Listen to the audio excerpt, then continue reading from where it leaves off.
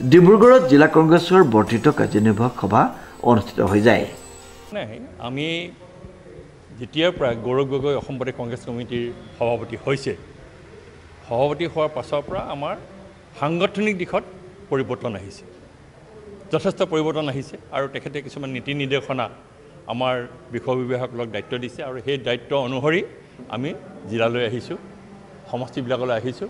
আমি সকলোকে আমাৰ জিলা কংগ্ৰেছ আছে, ব্লক কংগ্ৰেছ আছে, মণ্ডল কংগ্ৰেছ আছে, ভোট কেন্দ্ৰ কমিটি আছে, মহিলা আছে, ইউথ আছে, সেৱা দল আছে, NSU আছে, এটা ছিষ্টেম আছে। সেই ছিষ্টেমত আমি পৰ্যায়ক্ৰমে আমি কামবিলাক হাতত লৈছোঁ আৰু আমি আগবাঢ়িছোঁ আৰু আগতকৈ এই 4 মাহৰ ভিতৰত কংগ্ৰেছৰ সংগঠন যথেষ্ট সবল হৈছে।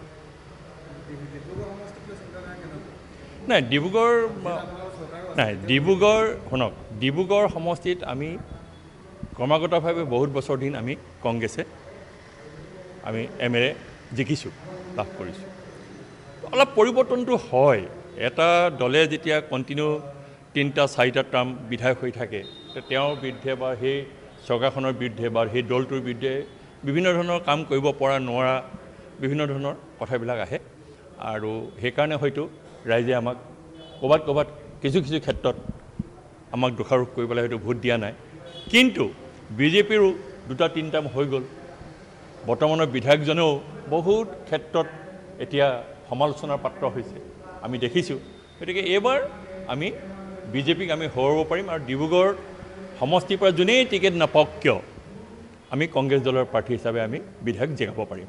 সভাত প্ৰাক্তন বিধায়ক ঘন বৰগোহাঁই, জিলা কংগ্ৰেছৰ সভাপতি বিপুল ৰাভা, প্ৰদেশ কংগ্ৰেছৰ সম্পাদক ৰাজকুমাৰ নীলনেত্ৰ নেওগে অংশগ্ৰহণ কৰে।